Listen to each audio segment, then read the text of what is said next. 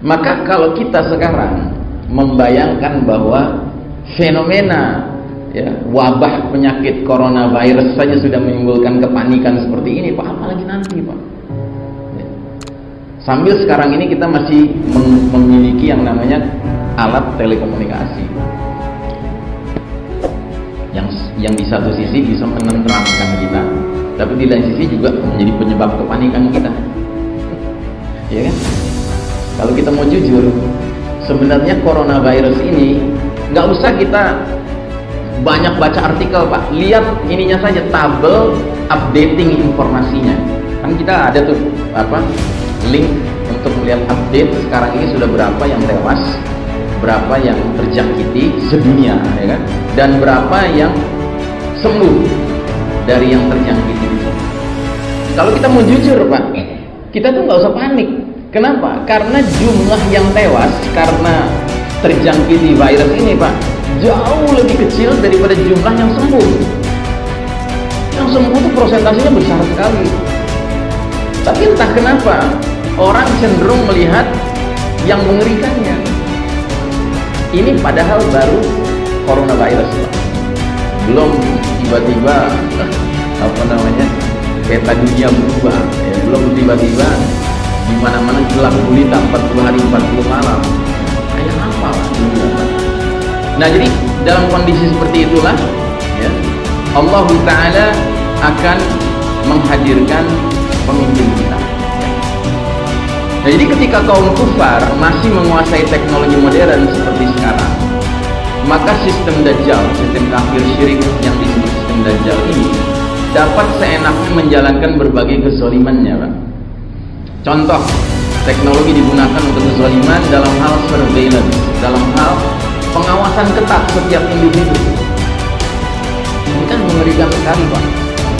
Sekarang ini di China, itu di sekolah-sekolah elementary schoolnya, sekolah dasarnya, itu anak-anak masuk kelas itu harus pakai alat seperti ini, Pak. Tapi bukan kayak gini, dan ditempelkannya bukan kayak gini, ditempelkannya begini, Pak, di otaknya. Terus nanti tersambung ke komputer gurunya. Gurunya bisa lihat si murid yang sebelah sana lagi mikirin apa, yang sebelah sana mikirin apa. Dahsyat, Pak, ya. Tingkat surveillance itu dahsyat. Kalau dia mikir sesuatu di luar kelas, ya kan, langsung dihukum. Nah, jadi saudara-saudara rahimakumullah, surveillance ini makin hari semakin ingin dioptimalkan, dan kita ini akan menjadi bagian dari yang di surveillance, dipantau. Terus dengan adanya teknologi ini terjadilah remote controlled war, ya, perang curang yang tidak adil karena mengandalkan remote control. Tadi sudah saya gambarkan, ya. Mereka cukup ada di ruang ber-AC, ya, pakai komputer, pakai mouse, ya kan, kayak main game aja.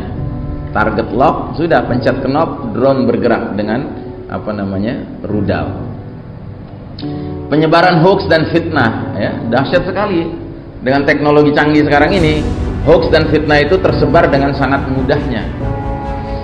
Misleading opinion making via mass media, ya. Mass media itu sekarang sudah bukan menjadi kantor berita yang benar-benar memberitakan secara deskriptif apa yang terjadi, tetapi semuanya sudah menjadi alat kepentingan dari yang punya mass media itu untuk menyebarluaskan opini yang ingin disebarluaskan. Terus juga teknologi canggih telah mengembangkan fake money, ya, uang palsu, digital finance, ya. Orang mengandalkan rasa kaya dan rasa miskinnya berdasarkan jumlah nol yang ada di belakang saldo dari e-bankingnya, mobile bankingnya, gitu. Jadi kita tidak hidup dalam kenyataan harta yang sebenarnya, karena kita tidak dibiasakan menggunakan currency, alat tukar yang benar-benar memiliki intrinsic value, nilai yang ada pada bendanya, tetapi extrinsic value. Sebenarnya pernah nggak kita terpikir apa sih yang membenarkan Amerika misalnya hari ini mencetak 1000 lembar $100 Amerika Serikat? Apa yang membenarkan dia mencetak itu hari ini di di The Fed, ya, di bank sentral?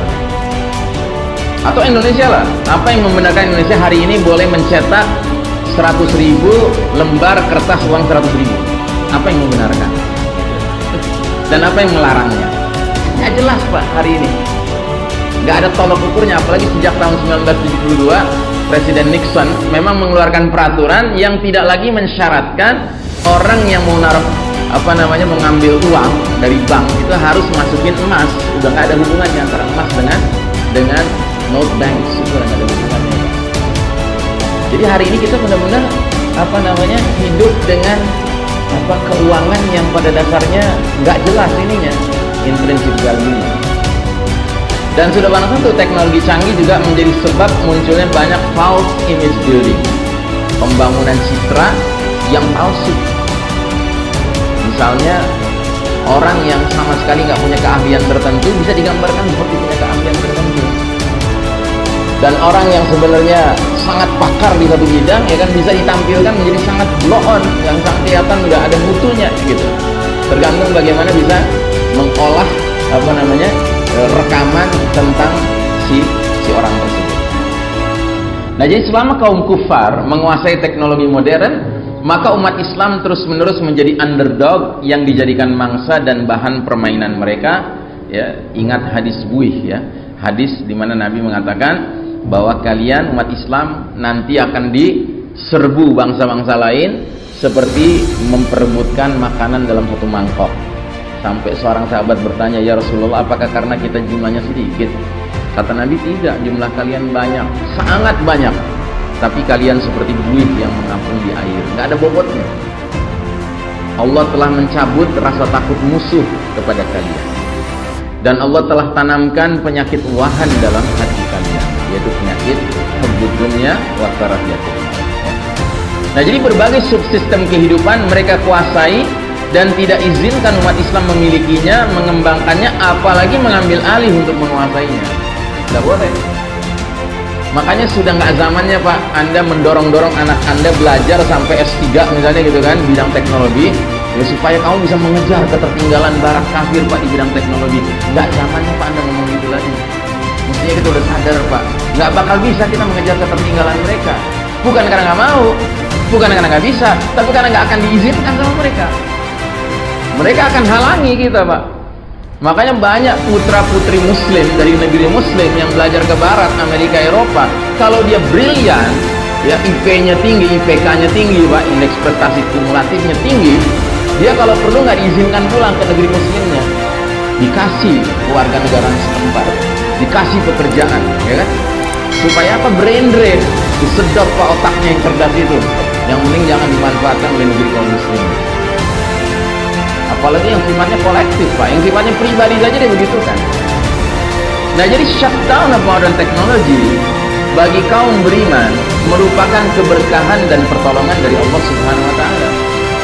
Saat itu terjadi, umat Islam bisa istirahat dari perlombaan di bidang teknologi melawan barat kafir.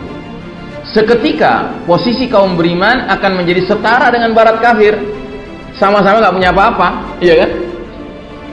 Anda pikir sekarang barat kafir ini bisa merasa sombong, bisa merasa terus-menerus supreme di atas kita? Itu karena apa? Karena mereka menguasai teknologi canggih Pak. Sama, Cina juga begitu.